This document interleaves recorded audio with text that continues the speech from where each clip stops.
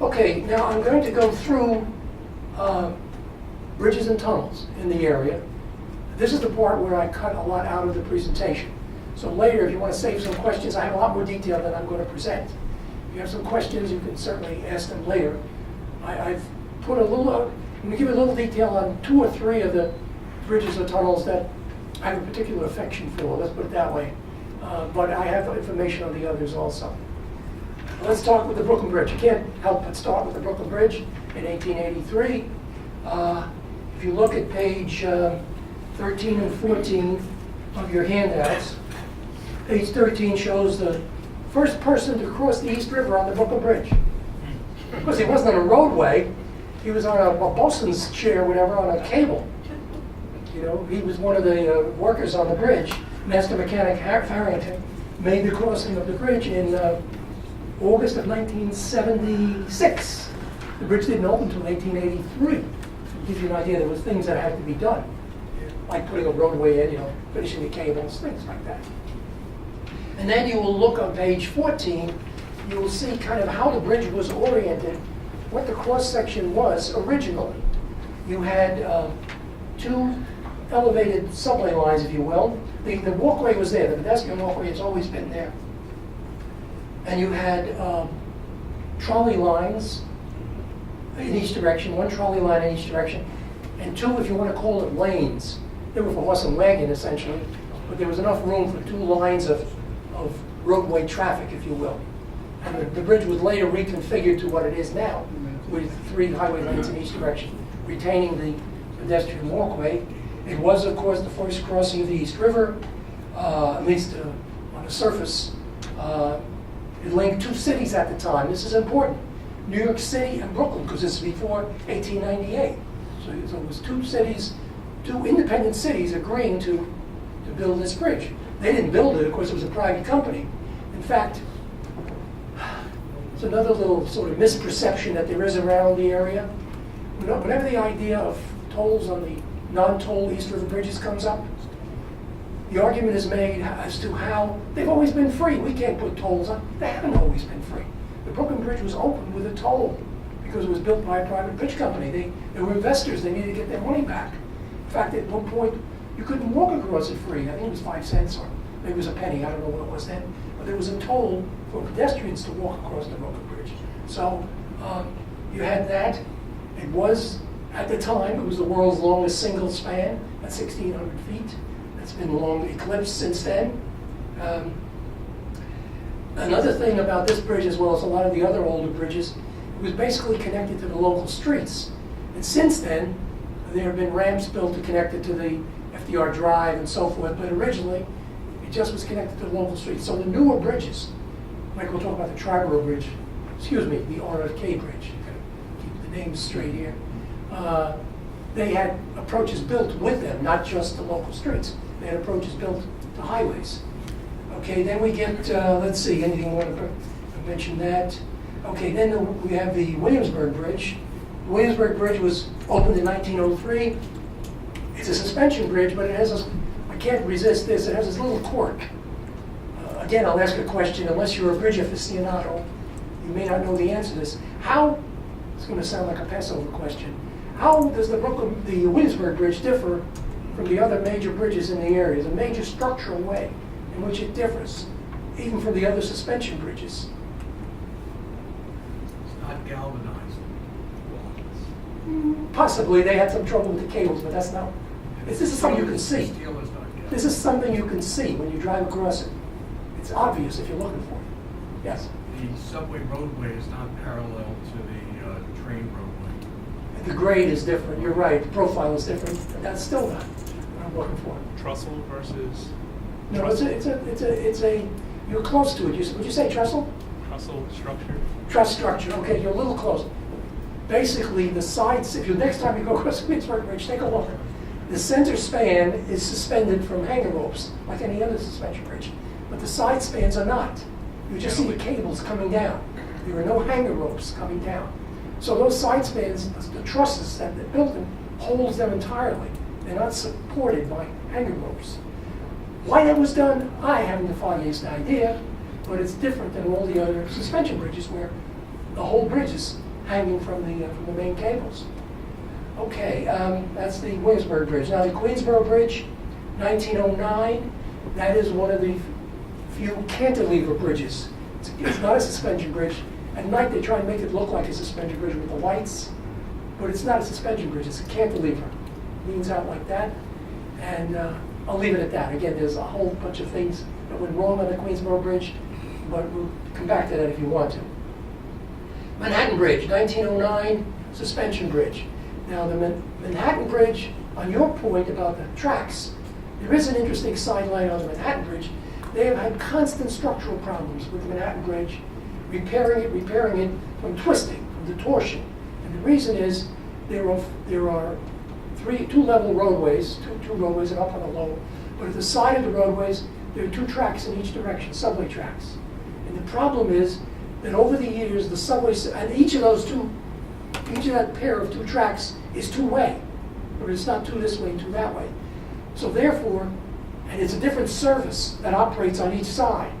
And over the years, the service on one side has been much more frequent, as the trains run more frequently than on the other side. So it puts more of a load on one side than on the other, all the repetitions. So the bridge was trying to do this, and they've had to go in and structurally strengthen it to resist that torsion. Peculiar to the Manhattan Bridge. I said I was going to go into details, but I can't resist it. Okay. Let's move over to the Manhattan. We talked about the Manhattan Bridge. Okay, then we come to the Triborough Bridge, which I do have to go into some detail of, the RFK Bridge. It's interesting because there are three span types structurally. You have the main bridge to Queens to Randall's Island is a suspension bridge. Then you have a vertical lift bridge from Randall's Island over to Manhattan. And then you have a truss bridge over to the Bronx. So it's three different structural types. Of course, it links the three boroughs, which you can tell from the original name, not from RFK. And the other thing that's interesting about the Manhattan Bridge, and let's look at the map here. Let's look at this map. Okay, here's Manhattan. And here is 125th Street.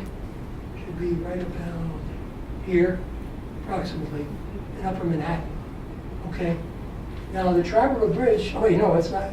Yeah, Triborough Bridge comes across this way, and then it goes up here to 125th. It actually lines up the Manhattan, the toll plaza, lines up with, right here, I guess it's right here where the bend is. It lines up with about the 90 or 92nd Street in Manhattan. But that's not the way it was built. It was built going all the way up to 125th Street and coming in at 125th Street.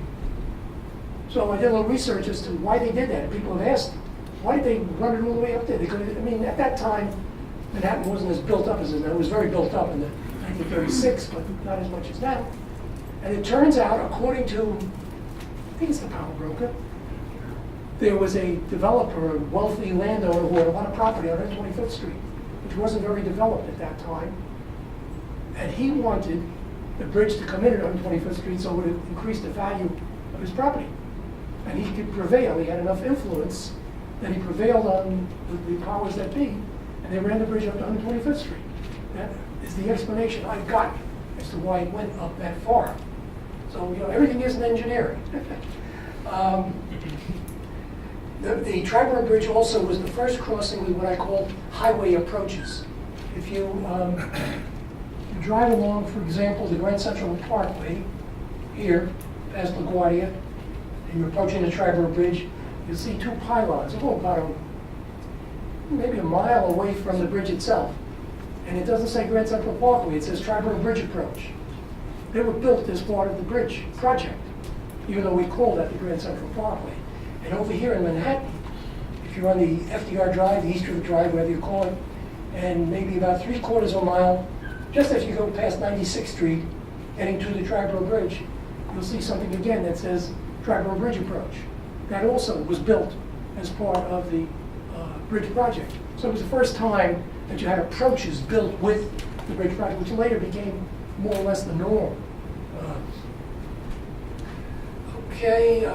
Talk that.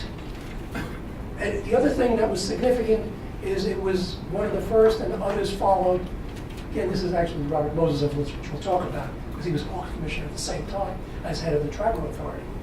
There were little small parks developed as part of the approaches. When he was taking property for the approaches, he would take property for parks, and they're still there. These parks are still there. Okay, then we get to the Bronx Whitestone Bridge.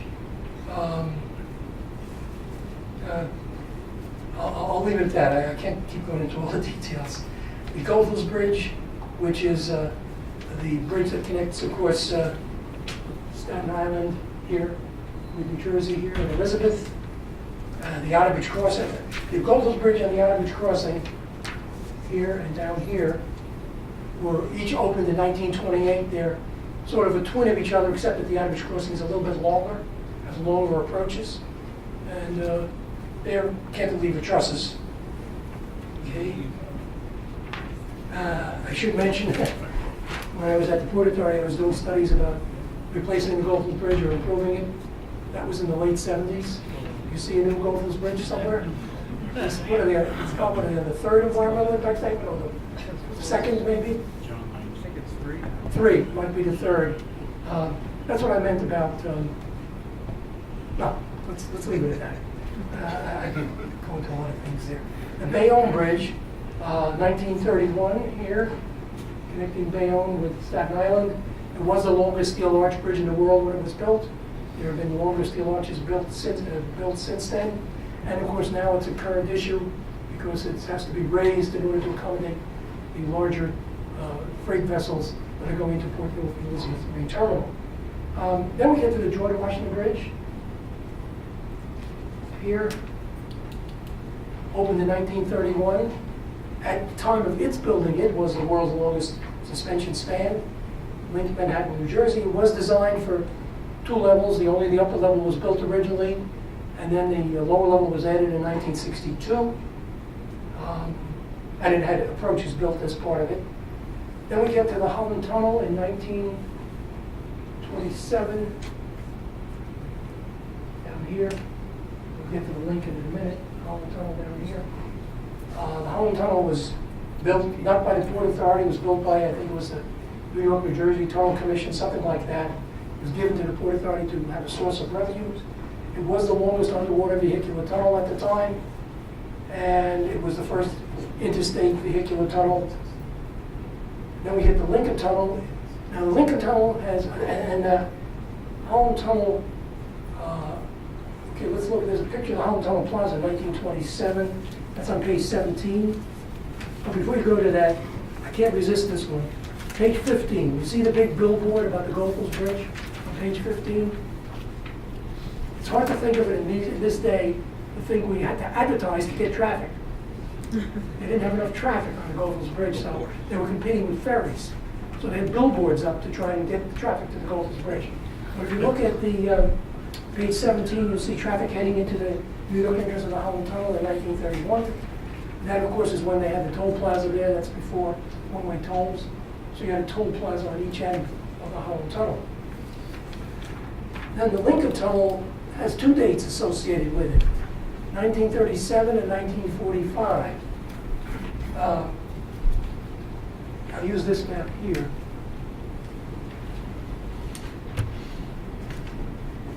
Down here, this is the Lincoln Tunnel approach here. Here's the New Jersey Turnpike.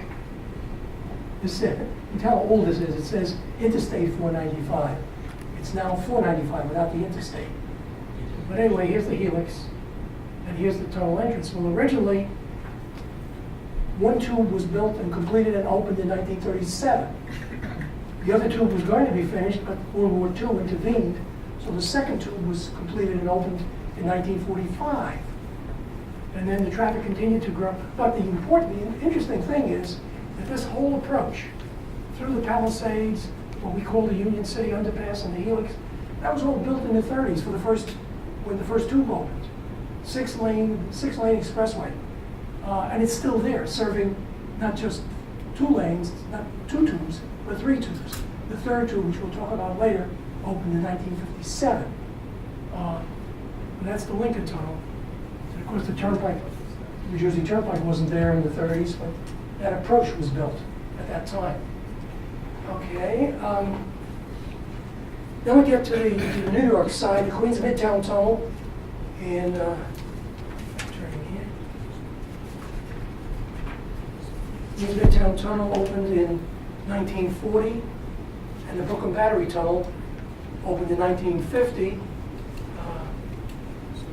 Queens Midtown Tunnel here, and the Brooklyn Battery Tunnel down here.